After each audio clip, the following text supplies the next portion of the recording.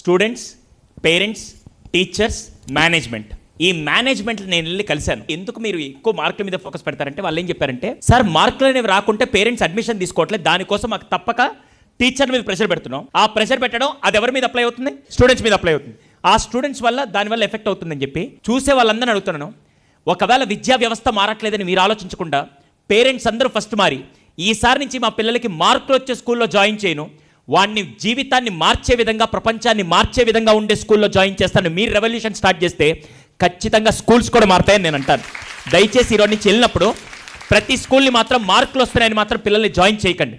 దిల్సుఖ్ నగర్లో ఒక స్కూల్ ఉంది. I feel extremely proud to share about that. ప్రతిరోజు పిల్లాడి చేత డిబేట్లో మాట్లాడిస్తాడు, ప్రతిరోజు వీడియో తీసి పిల్లాడి చేత మాట్లాడిస్తాడు.